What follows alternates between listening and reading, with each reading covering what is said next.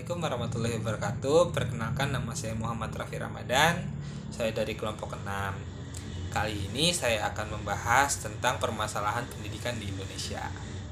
Permasalahan di Indonesia itu banyak banget, tapi yang kita ambil kali ini satu aja deh, karena biar lebih spesifik dan lebih mendalam juga. Yang kita bahas kali ini permasalahan pendidikan di daerah-daerah terpencil ataupun desa-desa terpencil, karena itu merupakan satu faktor yang penting juga untuk kemajuan Indonesia. Kenapa saya bilang ini penting?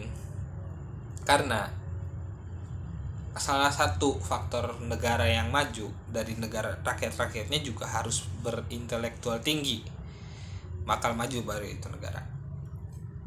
Dan ini juga diatur dalam undang-undang negara loh. Undang-undang yang mengatur yaitu Undang-Undang Nomor 20 Tahun 2003 tentang Sistem Pendidikan Nasional. Pasal yang mengatur ialah pasal 5 ayat 1 yang berbunyi, semua warga negara Indonesia berhak mendapatkan pendidikan yang bermutu.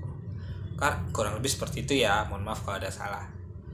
Karena di sini konteksnya semua warga negara Indonesia, yang di NTB, di Maluku, di Sumatera, Kalimantan, Ambon, Aceh, Banten, semuanya berhak mendapatkan hak yang sama, hak dan kewajiban yang sama.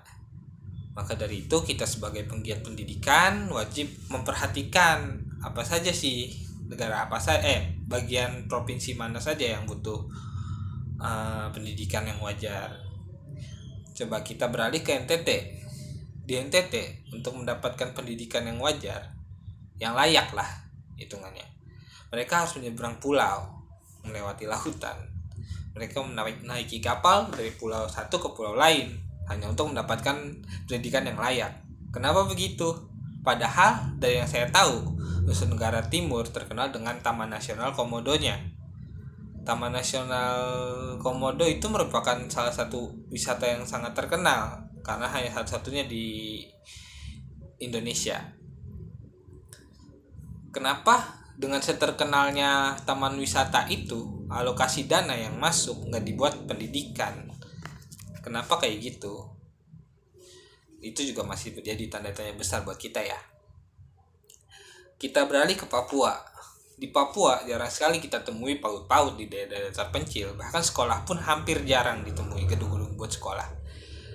Yang ada hanya tenda-tenda kecil yang dipakai untuk berteduh, dan di situ kegiatan belajar mengajar berlangsung. Adapun gedung-gedung di daerah-daerah kecil jauh dari kata layak dan nyaman untuk dipakai kegiatan belajar mengajar. Maka dari itu kembali lagi kita harus memperhatikan hal yang seperti ini, karena itu merupakan hak mereka dan juga kewajiban kita untuk memberikan pendidikan yang sama dan bermutu kepada bangsa ini. Sekian dari saya, mohon maaf kalau ada salah kata atau salah sebut atau salah ucap. Saya mohon maaf yang sebesar-besarnya. Terima kasih. Assalamualaikum warahmatullahi wabarakatuh.